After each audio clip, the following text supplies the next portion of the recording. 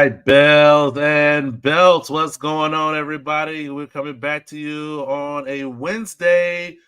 Got my boy Man Up. Got Joey here with us. Gentlemen, good evening to you all. What's going on, kind sir? How everybody feeling? Man, look here, man. We're celebrating, man. We're celebrating. This is the first show, man, after us reaching 1,000 subscribers, guys.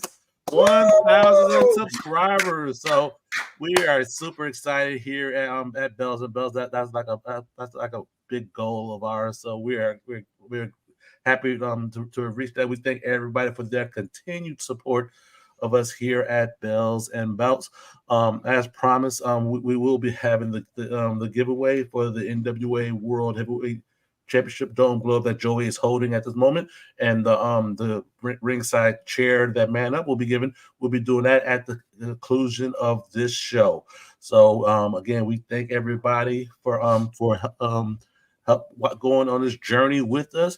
And also, we're celebrating our first stream on Twitch. So for those who are watching us on Twitch for the very first time, we thank you very much. We're looking to build up that's Twitch following. The goal of ours here at Bells and Bells is once we pass the threshold on Facebook, is for us to be streaming on Facebook, Twitch, and YouTube on Wednesdays, 8 Eastern, 7 Central every week.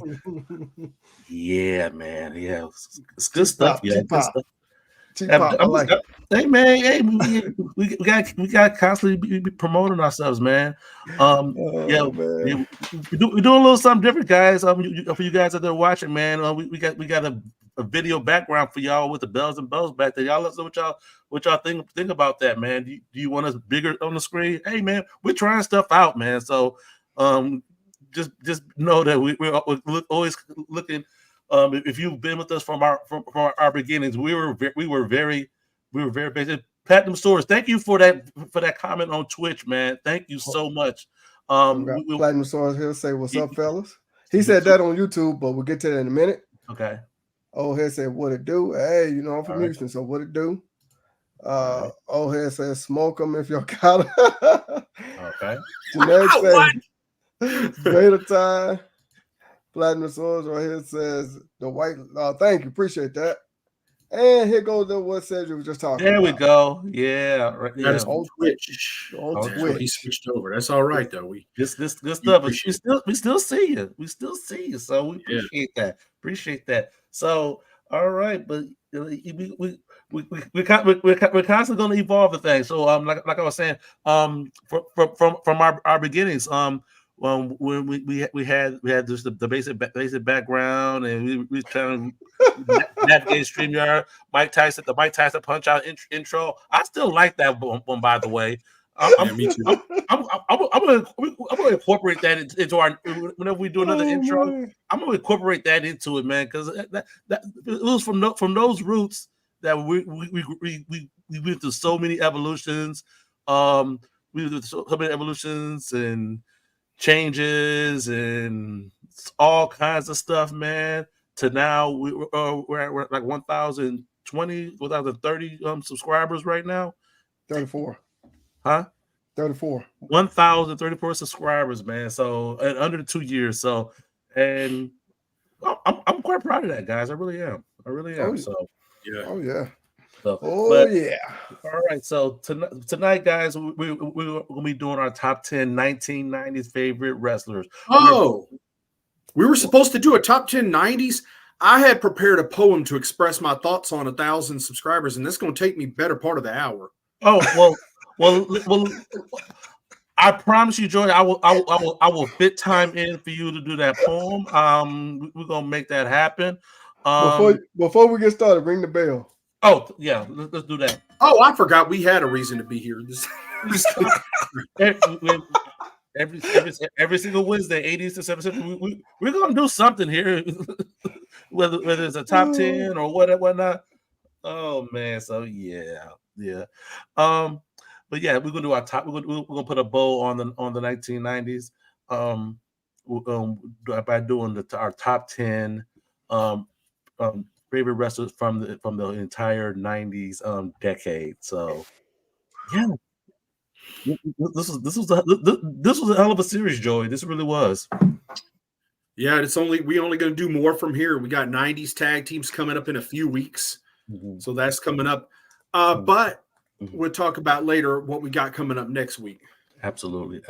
So, all right, man. I think we're ready to get started. So, where we're going to start off with? All righty.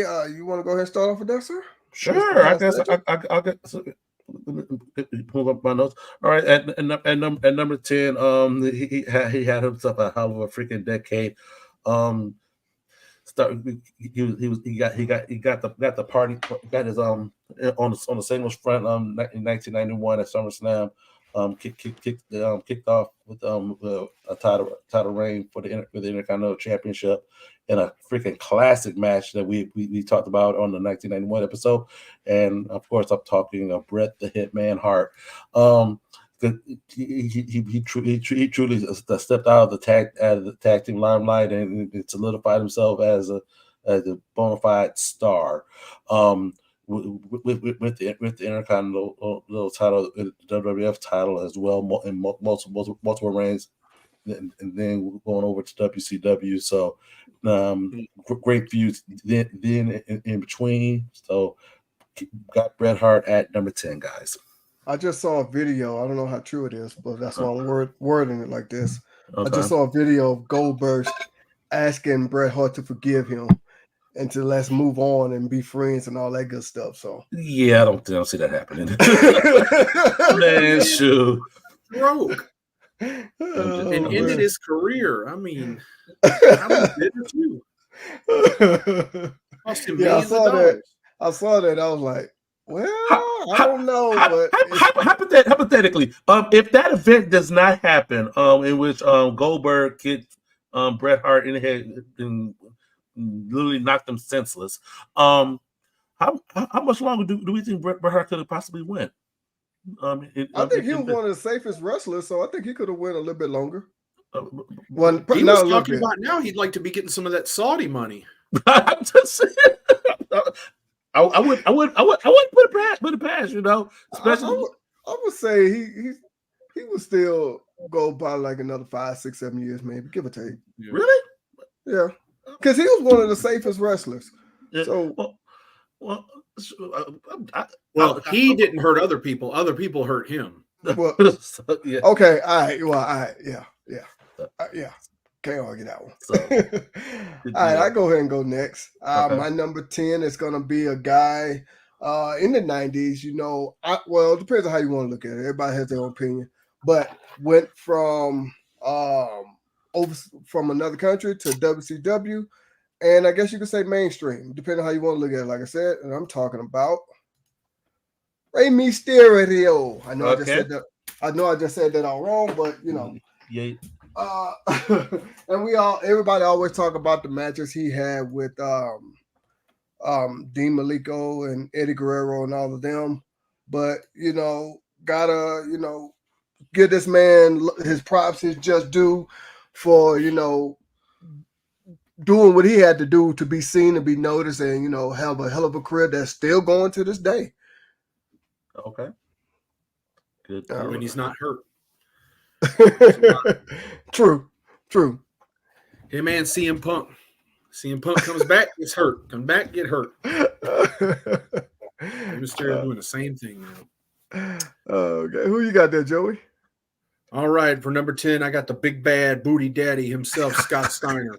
Sorry, that name always gets me laughing. Big bad booty daddy. Punk. Even though he spent more than half the decade as a tag team wrestler, that character made up for it more than enough for for the rest of the decade there for him to be on my list. I just enjoyed the promos he cut in this character, the work he did, the Steiner recliner, all these the great things he did as a single. So he's my number 10. Gotcha. Good stuff, man. We go off into the audience. For those of you all who are watching on Twitch, thank you very much. We appreciate that. This is our top 10. So we count down from 10 all the way down to 1, and we definitely invite any and everyone to participate in the discussion, we count down from 10 all the way down to 1. And Man Up is going to show some of the number 10s from out there in the audience. All right, we got Ric Flair out there for a generic jobber. Brett was awesome. Okay, Malcolm, appreciate that. Platinum Shorts got Mr. Perfect. Okay, all right. Brett would have had the Saudi Prince make a bust of him. I'd go, hey, you never know. Of course, hey man, never know. Get that Saudi money. Absolutely. All right, born with Ric Flair. Yeah, Malcolm, you can call if you hear him because you know that the numbers never lie. Is that right, Joey? Yeah, the numbers don't lie. He appreciate future Scott Steiner stuff. 90 Steiner. What? Big Top came out of the 90s though. What you talking about? How do you feel about Goldberg? Yeah, I went into Goldberg a little bit about how I felt in 1997. Because if you go back in watching the archives, I was big on the undefeated streak. Goldberg coming in, spearing, then jackhammering folks and leaving. It was quick to the point. The shorter the better. And hindsight being 2020, it really protected him in the sense that he didn't get exposed. But when he did get exposed, it was like, okay, all right. He needs to go back to the drawing board because you don't want him to go too long. So yeah, I mean, he's a lot like the Ultimate Warrior in that he's a guy that really didn't appreciate, at least from what we hear, he's not a guy that really appreciated what everybody else did for him. And the fact is, Goldberg's success had nothing to do with him. He was the right guy in the right place. You could have put any big steroided up gorilla in that position, and they would have probably succeeded if they had done the same stuff. Mm-hmm. So the thing is, he's a guy that forgot that everybody else was out there making him and thought he would. When you got a reputation for saying, well, Goldberg wouldn't do that, Goldberg wouldn't do this, and you're a guy that it's different. You can't compare him to a guy like Hulk Hogan because at least Hogan knew how to run a match. Hogan knew how to carry his stuff. He knew how to get stuff over. Goldberg didn't do any of that. Everybody else did that for him. Mm-hmm. Everybody else, he was only as good as the people he was in the ring with, and that's the problem. When he got in the ring with with other people, it was a different story. So for me, it was exciting at first because the mowing people over, but then when he was invincible, then it kind of lost the appeal to me. Because then again, I'm still interested in baby faces to get sympathy and stuff like that. That's always kind of been what I like. Absolutely. Yeah, I wasn't a huge fan of him. I mean, I agree with these guys the way he would just come in and just destroy people. I think he made his money based on his look. Mm-hmm. Because a lot of people forget that he was a NFL player. Right. I think for the Atlanta Falcons, if I'm not mistaken. But either way, be that as it may. Mm-hmm. That's what I think he made his money on. And then, like Cedric said, once he really had to go in the ring, you could tell, he need to go back to developmental. My personal opinion. Yeah. All right. Malcolm here says he got Chris Jericho. Okay. I guess Platinum Source figured out what we were doing now. And Generic Jobber giving his take on Goldberg. Awesome. All right, go and keep the party going with that number 9 for me. Had a hell of a freaking run in WCW, holding this actual championship, the WCW World Heavyweight Championship. I'm talking about Big Van Vader. Hell of a freaking feud with Sting, with Cactus Jack there. He was the man that 92, 93 in that time frame, man. Hell of a freaking match, hell of a big man doing hell of a lot of moves. That big baby, hit that big baby. So yeah, that's why I selected that picture for you because I knew you were gonna say that. That's why I selected that picture. But go ahead. So absolutely, yeah. So that's why I got Big Van Vader. Love this freaking work. In that time frame as champion. Always go back to the White Castle of Fear, Joy. Every time I hear White Castle, I just think about cheese. Oh my goodness! Thinking about them little bitty burgers. Awesome. So, man. All right, man. All right, man. Up number 9 for you. All right, my number 9 is going to be. I mean, what would I be if I did not mention this guy right here? Talking about my favorite wrestler of all time, Kane. Yeah, I had to put him with that belt because that's the only time he ever held that damn thing. Okay. But for how long, man? Up. I don't want to talk about it. But yeah, Man Up is not going to say. But Kane in a first blood match wearing a leather mask. But man, I lost my train of thought now. I lost my train of thought. But I know he debuted towards the end of this decade. I want to say it was like 96 or whatever, 97, whatever. But gotta go ahead and put him. That's why he's kind of low on my list because that's when he debuted. And I don't know, but he's your favorite though. So if he's your favorite, it doesn't matter, does it? It matters. It matters. Hey, okay. It matters still. All righty, Joe. Who you got for your number 9? All right. Now, this guy does not get the credit he deserves for what he accomplished in the 90s. I'm talking about the guy responsible for drawing some of the biggest crowds in the history of AAA. Then coming to WCW, ECW, then WCW, ushering in the Luchadors, giving us all that. You'd never had a Rey Mysterio. You'd never had any of that stuff without Conan. Okay. And that's why he's on there. This man is a legend, and nobody talks about him like he is one. But it's unbelievable the big houses he drew coming over again to ECW, giving us all the Luchadors, giving us Juventud Guerrera, Psicosis, and so on and so forth. Eventually Vampiro coming over. A lot of these guys coming over because of Conan making that bridge, so to speak, to get over to the States and expose everybody to Lucha Libre. Absolutely. It's all because of him. He's the biggest draw in the history of AAA. Outstanding. Yeah. Nice. I saw the picture, man, up with that 3-plate WCW US title. Yeah, there's something about that belt just throws me off, Joey. It's like there's something about that belt. I'm not a J-Mar fan myself, guys. I'm not a huge fan of the 3-plate. I like the 5-plate better. Me too. I don't know. I guess because I feel like I'm getting more for my money. That's just me. I just like those side players. You got to really like zoom in to like see what it's all about, man. Like so, I might have our good friend Big Time Zubair make one for me over at Big Time Belts. So we'll see what happens. I might get a dual plate too. We'll see. All right, let's check around the horn and see what we got out there. All righty. Ultimo Dragon. Okay. Okay. All right. Generic jobber there. Malcolm says Vader is my all-time favorite. Yes, sir. Vader. Okay. Bill. Okay. Talk Goldberg, I think. Okay. Please forgive me as a consequence. Currently evaluated due to smoke. Okay.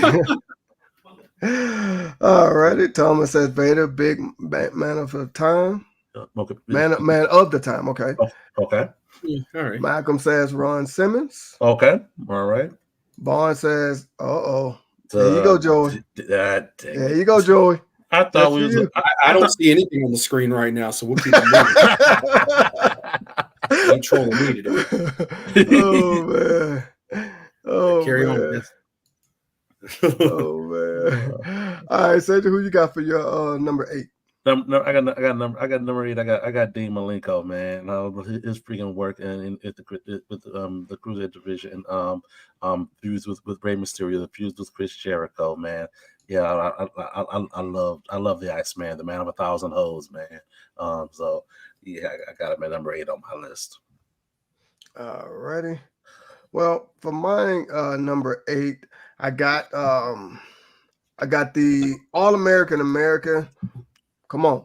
Ron Simmons. What? Ron Simmons. Did you just give him Jack Swagger's nickname? It's just the All-American, not the All-American American. Same thing. No. Yeah. But got to go with Ron Simmons here with number 8. I mean, come on now. We all know the history of this guy winning his title against Vader. I told the story several times of what he said he did not know. One of the greatest, nicest guys you ever meet. He is, actually. Come on. Got to put Vader on this one. Who?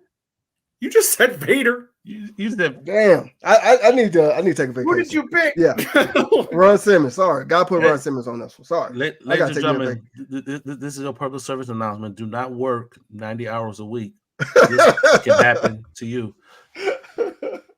90, man. 90 hours a week. All right, Joey, who you got for your number 8? All right, I got a guy I consider one of the greatest baby faces of the 90s. Just everything they put him through in ECW did it for me, and that's Tommy Dreamer. All right. I loved everything he did with this guy, the caning, but all the variations of the feuds even in the 90s coming up and kind of being that standard bearer for ECW, the guy that didn't leave during the 90s at all. Yep, Dreamer. Okay. All right, let's see who everybody here picked. Vaughn say he got Diamond Dallas Page, the True People's Champ. Okay. Right. Generic Jobber says he got Razor Ramon and Scott Hall. Okay. Every time I see quintessential, all I think is Stud Muffin. Malcolm said he got Sid Vicious. All right. Platinum Swords also got Sid Vicious. Nope, nobody looked like that. Okay. All right. And Thomas says they got Ron Simmons. He was there. My bad. Ron Simmons. Good stuff, man. My bad. August 2nd, 1992. Absolutely. Love it. Good stuff. All right. At number 7, I got the Nature Boy Ric Flair. And a picture from the 80s. I love it, man. Hey, man. Hey, the whole nostalgia thing, man. It's great. It's freaking crazy, man. It's great. It's crazy. Had the WWF run, the WCW run. So yeah, I got Ric Flair at number 7. Yeah, him going to WWF with that belt will always be classic. It was. Generic Job, I see your comment. I can't wait to jump into the 90s tag teams, man. I'm sure some of us we're gonna talk about that, about the quintessential Stud Muffin. All right, my number 7 is going to be Shawn that guy, Michael. Not that guy. That guy. I mean, come on now. We all know about this guy, you know. So-called Mr. WrestleMania, the Heartbreak Kid, all that good stuff. But absolutely, got to go ahead and put Mr. Shawn Michaels on here. IC title run, also to winning the title, and then of course losing it to Stone Cold. WrestleMania 14, I think it was, whatever it may be. Y'all correct me if I'm wrong. One of the only times he actually ever lost a championship. Yeah, because he always vacated it for whatever reason. Yeah. Yep, sure did. All righty, Joey, who you got for number 7? All right, I got a man that entertained me throughout the entire 90s, notwithstanding his run in the WWF, but I'm talking about Too Cold Scorpio. No, that's not Too Cold. WCW, ECW. That's Flash Funk, sir. I'm not. That is not Flash Funk right there. Flash Funk is an abomination of a character. Another failed. Yeah, another one, right? Failed character of the WWF to freaking bury a guy, essentially, and it worked. They buried him. But his talent still was there. And in WCW and ECW, it was easy to see how great he was. Absolutely. And, Too Cold was a true innovator. Absolutely. Nice. All righty. Let's see what they got here. Generic Jobber says Joel Genter, the quintessential Stud Muffin. Joel, that's Joel Gertner. I need you to put respect on that man's name. Goodness gracious. Oh, yeah. Joel, you say you're generic and you're a jobber, and you only say it to make your mama slobber.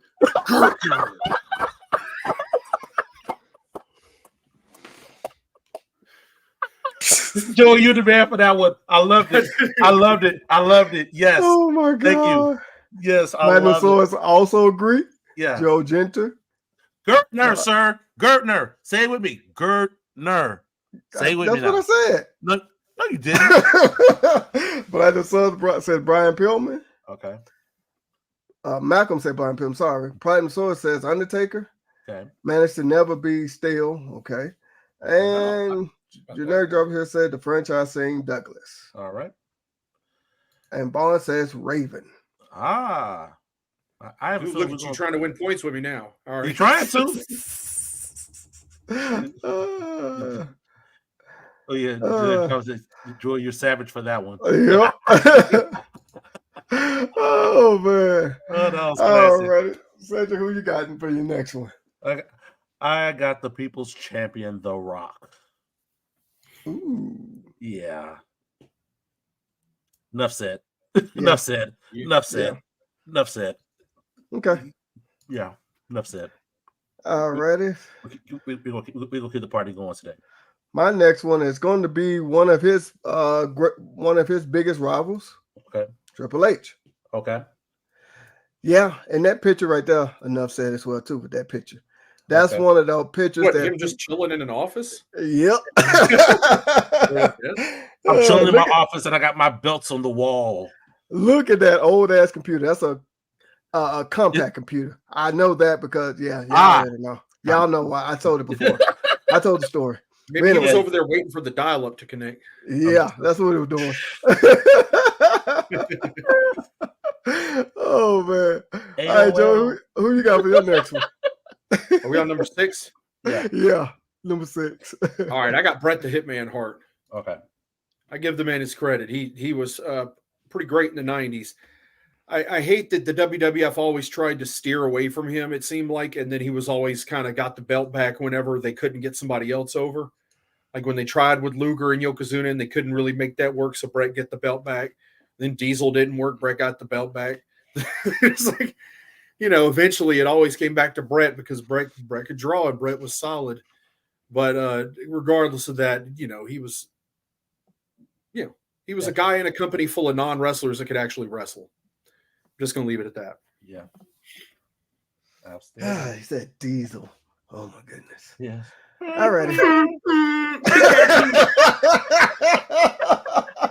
Right on cue. That's what The Rock did to him. He said, "And you, Razor Ramon." Yep. That was funny. All right, Malcolm here says D'Lo Brown. All right. Good one. Generic says Mr. Perfect. Enough said. Enough said. Absolutely. There you go, Joe. Yo, you at number 6, dude. Oh my God, bro. Oh my God, I'm not sure if I learned from Chris Jericho. It's not always good to make the list. Then he said, "No, just kidding." Triple H. Oh, Platinum says New Jack managed to be known worldwide without TV help. Who else can say that? But New. Hey. Yeah. Okay. Oh yeah. I got to remember this. Best there is, was, and ever will be. All right. Okay. I had to forget. I had to separate the New Jack from the Gangsters. So you said New Jack. So okay. Yeah. Good deal. All right. We're at the halfway point. We thank to everybody who watching. My folks over at Twitch. We still see you out there. We appreciate you watching. We gonna keep the party going. At number 5, I have the man who is synonymous with the NWA / WCW World Television title, and I'm talking about the Enforcer, Arn Anderson, man. He had great runs in the 80s. It took it into the 90s as well. Yep, that one right there. There you go, man. I'm so proud of you for that one. Hey, this is the belt y'all told me to get. So it is, man. Yeah.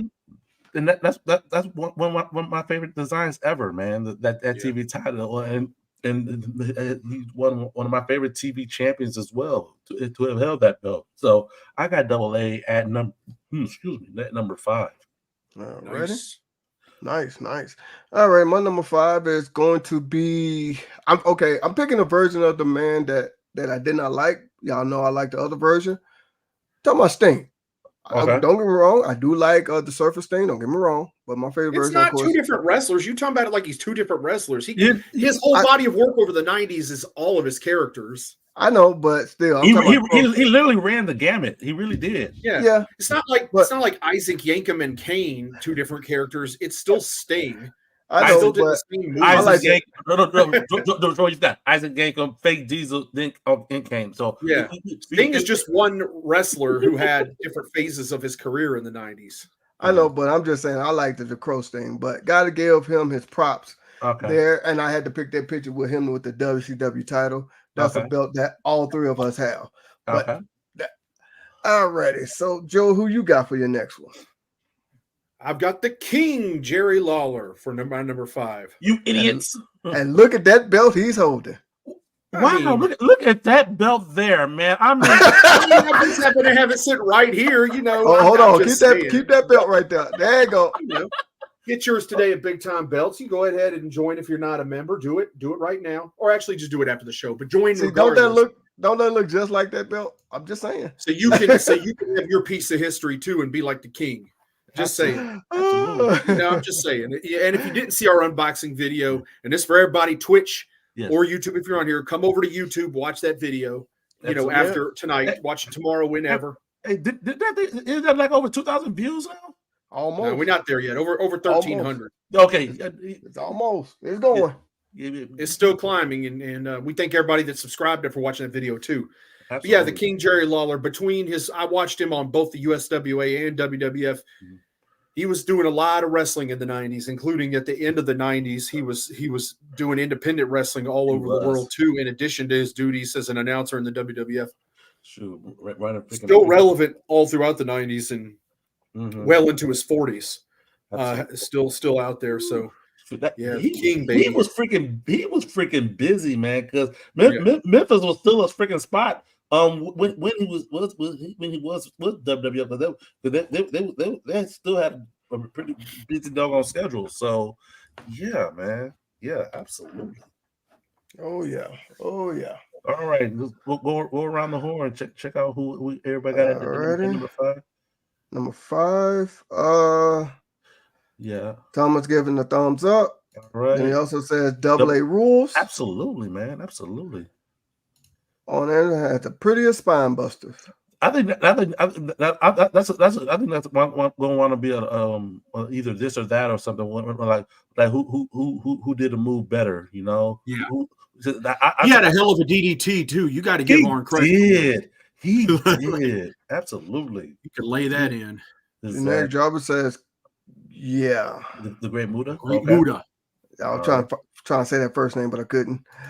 Ready? Malcolm says DDP. Okay. Bond says Shawn Michaels. At number 6. Okay. And Platinum. We're going to number 5 here. Yeah. Okay. Yeah. Okay. How would that? What do you mean trigger me? He should have been a world champion. When should he have been a world champion? That's what I always want to know. People always want to say should have been a world champion. First off, timing is a lot of that. So you got to tell me when he should. Tell me where you would. We did a show. I think we did a show on that too. It's like could have, would have, should have. Like it's like at what point would do? And I think we got to do a conversation with Man Up about that. We gotta go back into archives and look at it. When this is like, they should have been a world champion, but at what point? Because where in their career did you see that happening? Because in the run in that area, because that's the thing. It's like if you were a babyface, it's like, well, so and so should have been WWF champion during Hogan's run. I mean, okay, yes and no, because Hogan was drawing and he was the biggest star there and everything. So that's why not a lot of people won the belt when Hogan was on top. Like it's just what it is. Then later on in other eras, the belt flip-flopped a lot. It didn't. I mean, I'm sorry, it just didn't mean as much. Being Intercontinental champion in 1991 meant a hell of a lot more than it does now, or did in the last 25 years at least. Exactly. It just does. Yeah, he had a freaking run, but did that run like solidify him to the point where he could have been potentially be saw as the top guy. So it's like he's a 2-time Hall of Famer, and you're still talking about him right now. What would a world title run have added to that? Like, let's really be honest. You got guys that won world championships, Jack Swagger. Nobody cares about. Just saying.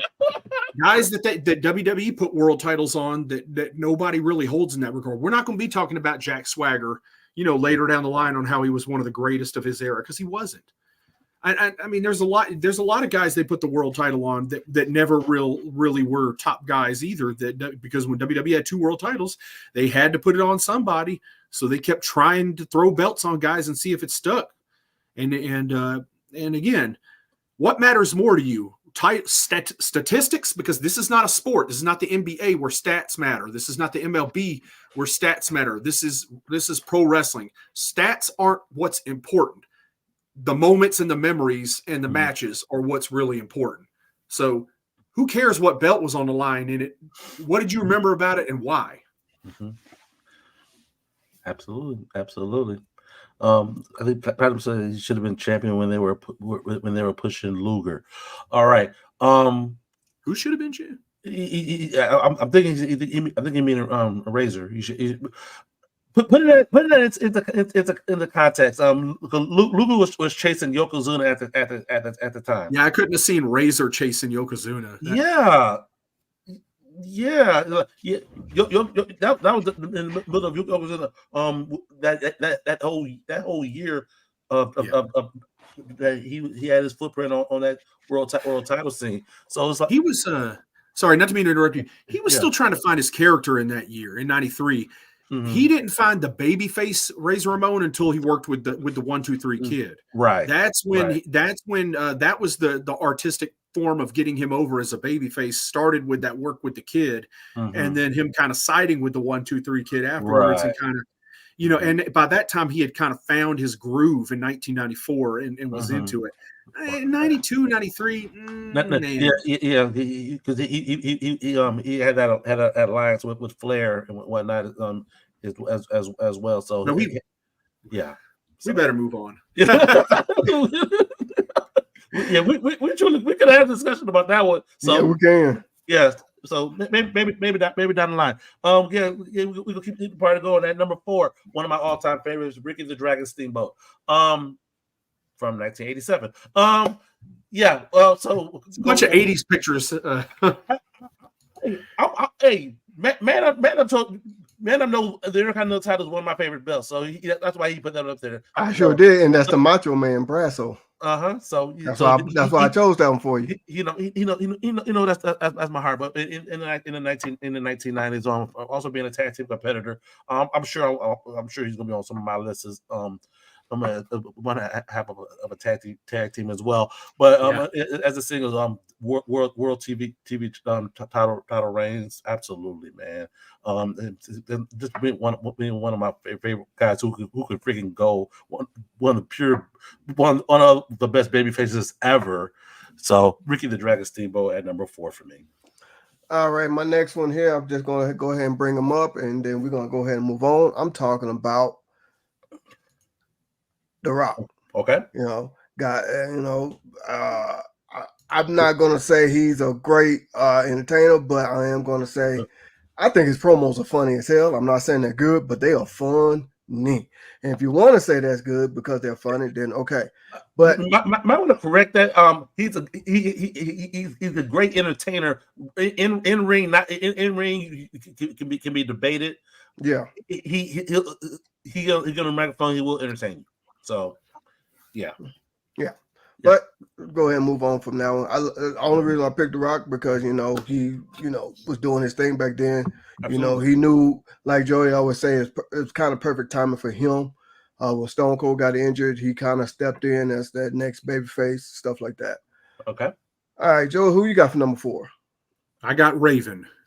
As it should be no surprise to anybody because he's been on a lot of my lists from 1995 on. And I'm not going to go into too big of a detail about that, but I'm just shocked, Joey. I am too. I thought it'd be higher. I thought it would be higher. I thought it would too. I got a pretty tight top 3 there. So people that were also number high ranking people on my list. So absolutely. I think I know 2 of them. I think I know 2 of them. So all right, let's go out there. Let's see where everybody else got a number 4. All righty. Malcolm says Booker T. Okay. Okay. Generic says Bret Hitman Hart. All right. And Platinum says, the Great Muta. Okay. All righty. All right. We're going to move on to number 3. The man who truly dominated the 90s in regards to the WCW TV title, Lord Steven Regal, man. If you tuned in to us during the early 90s and whatnot, Joey and I went into detail of the presentation, the fluidness, everything that was his lordship, man. It was he had a dominant freaking run as the world TV champion. Do you remember that one guy he had with him, Jeeves? Jeeves. but Dusty Rhodes called him Chives. He's like, they're like this, Chives. Damn the dream. Gotta love Dusty Rhodes. The guy that replaced Sir William, for a while as his manager or whatever. Chives. All right, my number 3 is going to be. Some people say he's the greatest. There's going to be no argument from me. Talking about Ric Flair. Okay. I mean, come on now. Yeah. So okay. Yeah. Leave that where it is. Can't argue. Okay. All right, Joe, who you got for number 3? I got Sting. Okay. Talk about dominating the 90s. Like, this is a guy to me that really remained one of the biggest deals in wrestling throughout the 90s to me. Always there, always putting on some of the best matches, always involved in the top angles and stuff like that. This guy, from everything he did, I got him at the top. Absolutely, yeah. Like he had his foot in the whole footprint of the 90s, didn't he? Yep, he really did. Big part of WCW's success with the TV ratings, with the angle with him not wrestling. but yeah, it's the character work. Absolutely. Yeah. All right, let's go. Go around the horn here. I'm going back to number 5. Vaughn says Sting, whether Surfer or Crow. He's one of my favorite of the 90s. Okay, let's go and jump down to number 3. Malcolm says Sting. All right. Generic says RVD. Got my ECW Wing Eagle TV title. Nice. Okay. All right. Got to show us that one. I don't think I've seen that one. Got to show us that one. Yeah. All right. I mean, I've seen the belt before, but let me see yours. Is what I'm trying to say. In the Jaguar group too. Yeah, definitely. Okay. Platinum Source says Ric Flair, as Man Up showed him. All right. All right. And Vaughn says The Rock.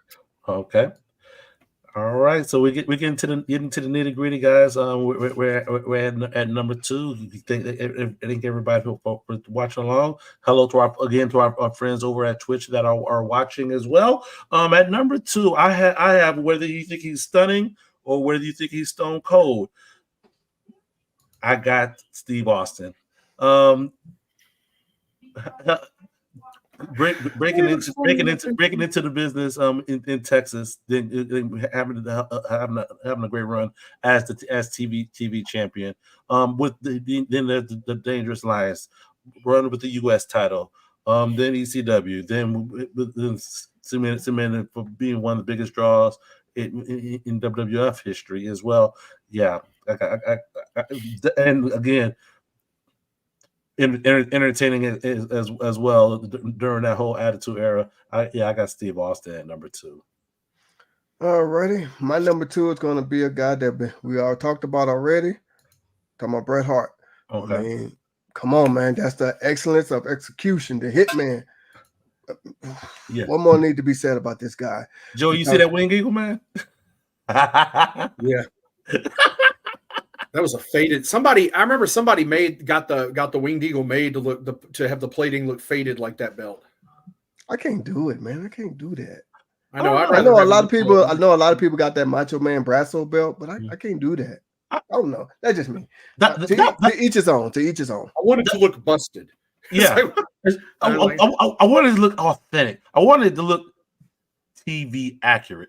Hold on. Do that again. TV.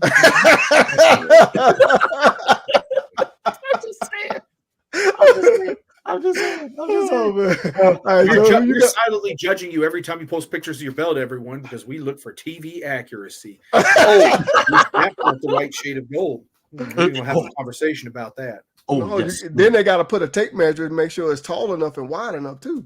I'm just saying, man. I'm just saying. That could be a little bit lighter. I'm just saying. Nah, the dimensions ain't right. The globe need to be moved over just a tad to the right. Just saying. Yeah. The space in between the two side plates is not right. It's not right. It's supposed to be 4 inches, not 2. I'm just saying. I'm just saying. All right, Joe, who you got for number 2? All right. I got who I think is one of the most influential men of the 90s, the guy that really carried ECW on his back and helped build the company. I'm talking about the franchise, Shane Douglas. Without him, there'd be no Triple H, the game character. There wouldn't be a lot of stuff in wrestling. This guy laid the groundwork for so much, and he drew a lot of influence from old school stuff. And Vince never got it.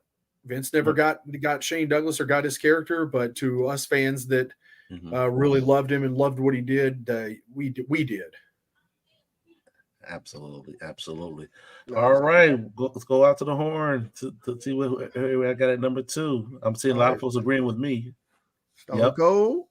Okay. Stone Cold. Okay. Bret Hart. Okay. Stone Cold again. All right. Good deal.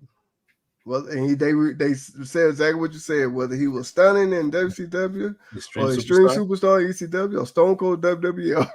Did drop it was a little tip by tuck. I was trying to roll off all of them. I really tried. I could not remember ECW at all. So I as always, generic jobber coming in the clutch. All right, guys, we're at the top of our list. We're at number 1. We think everybody will count down with us. Right after we finish, we're going to have our drawings for our giveaway. So please stay tuned for that. At number 1, I have my favorite wrestler of all time, Randy the Macho Man. That's yours, not mine.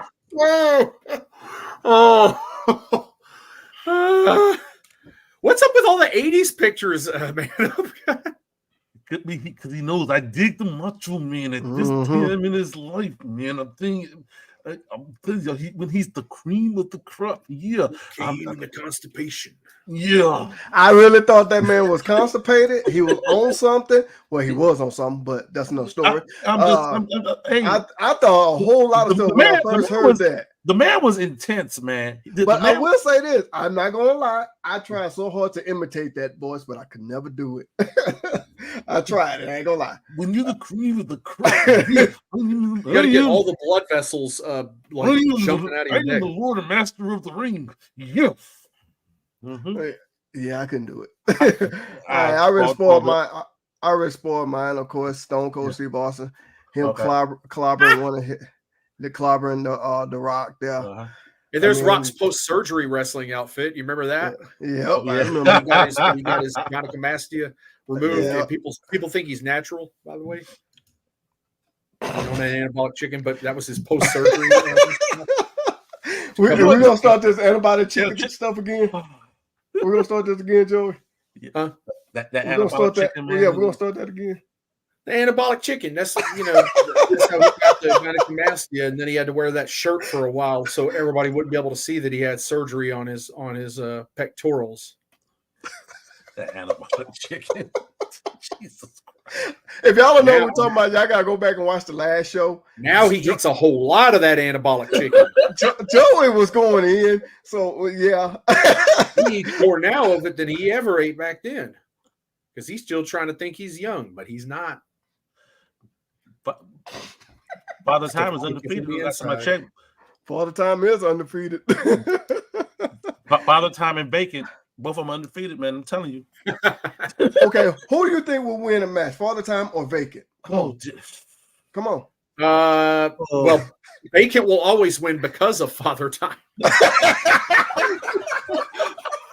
So we got to go with Father Time, then. All right, Joey, who you got for number one? Vacant. That would be awesome if I had that. Remember, people, we said favorite wrestler of the 1990s, and I got Ravishing Rick Rude. Of course. To me, the work he did, even in the time in the 90s that he was wrestling, was enough for me because he's my favorite heel wrestler of all time. This man drew heat on a level to which people still can't get on to this day. Absolutely. And he spent most of his 90s run in WCW as a wrestler, and just the incredible matches with Sting and Ricky the Dragon Steamboat. Ron Simmons, he helped make Ron when Ron won the world title. Dustin Rhodes, all the guys Rick Rude worked with and made them better because they were in the ring with it. He had a knack for that. He gave the Ultimate Warrior his best matches of his entire dang career. So to me, he's still my favorite wrestler of the 1990s. I love it. Good stuff. All right. One last time around the horn, man up. All right. Look like we got a new one here. But I want to say welcome there, John. Hello, John. Welcome aboard. Welcome. Welcome. Please subscribe. Right. Yes, please. Oh, we got Malcolm here. He said Big Van Vader. Okay, that's his favorite. Okay, brother. John said, okay. Okay. Platinum says Jake the Snake, my wife's favorite. Okay. I got Vaughn here, says Bret Hart. Okay. Alrighty. Because man up can't say his first name. Masawa. Okay. Man. Triple Crown champ. Okay. PM Dunn.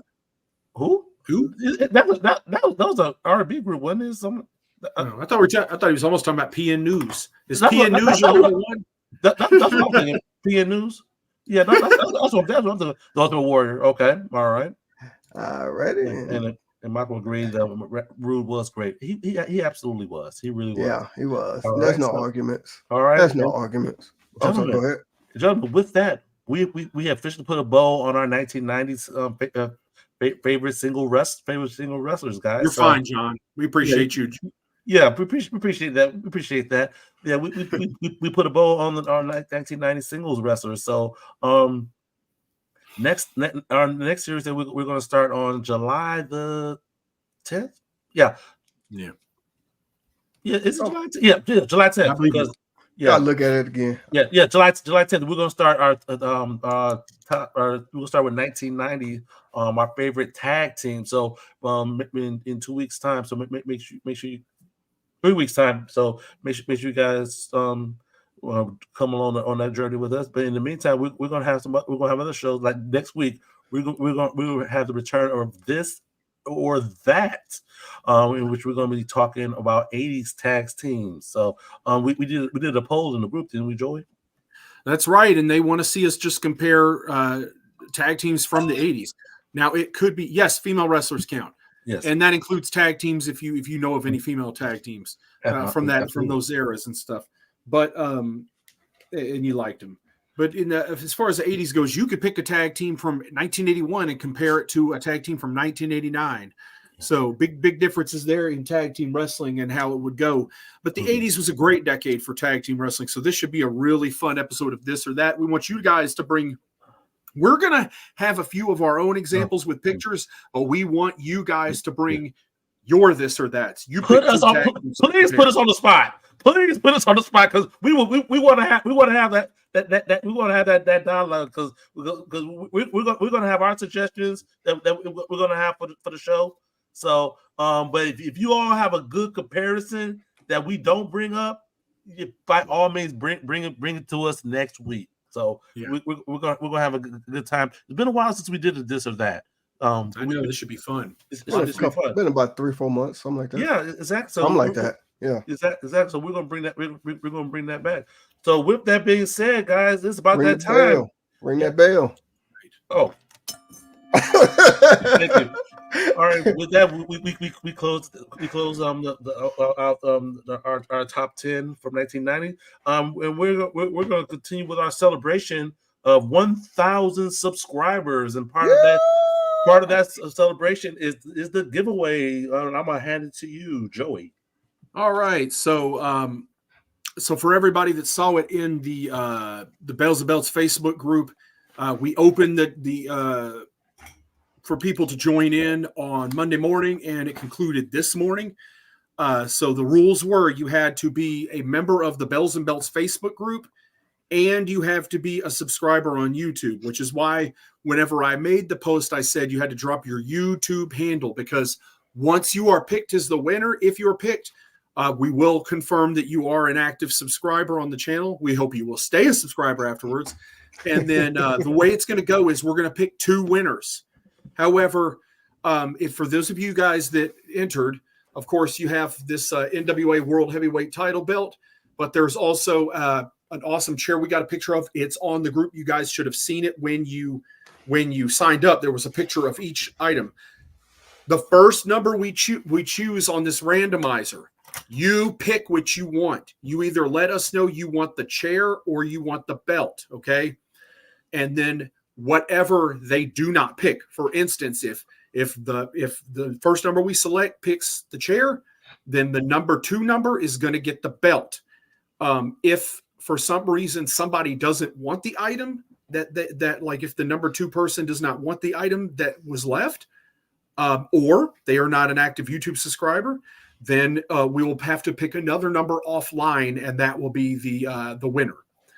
All right, so now I'm going to go ahead and pull up the randomizer app for those that enter the events in the Jagger group. You guys are used to it anyway.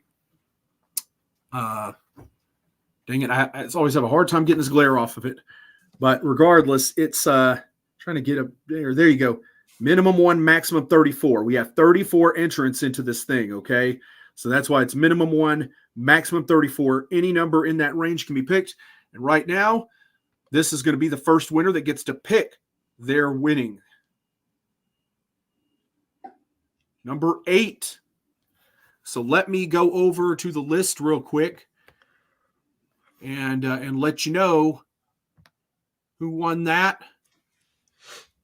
That's Mark Maggard. Mark Maggard. Oh wow. Our good friend over at Spanning the Globe, Mark Maggard. Wow. Mark, I'll message you offline too, but you choose what you want. Either he's had a ton of NWA belts, so I'd be shocked if he picked the belt. But but Mark will choose what he wants, and then this number now will get the item that Mark doesn't choose. So if Mark picks one, the other one goes to the winner of the second drawing, and that's going to be number 32. And then that person, Brian Panfilo. Okay. I don't know if I'm saying that right, but Brian, you have won, and I will get with Mark Maggard as quickly as possible and find out what he chooses, and then Brian will get with you and get your address as well, and we'll send the other item to you. So congratulations to Mark and Brian. You have won the giveaway. Awesome. Thanks to everyone for helping us get to 1,000 subscribers. We sure do appreciate it. Absolutely, and don't let that stop you guys. Well, we at 1,000 over 1,000. We're gonna keep this party going. Let's get to 2,000, man. So on YouTube, man up. What we ask that they do? Oh man, we thank everybody for joining us, but we also want to say congratulations to those 2 winners. We'll get back with y'all and what's going on with that. But we want to say here on YouTube, we want to say appreciate everyone. So if you like what you saw and you want to see more of this, because we do more than just these 1-hour shows.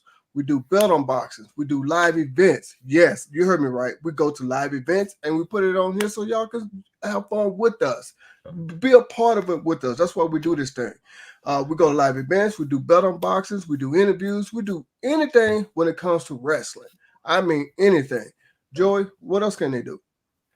Well, you need to join our Facebook group right now so you can participate in polls and deciding the creative direction of things we do on there, helping us decide.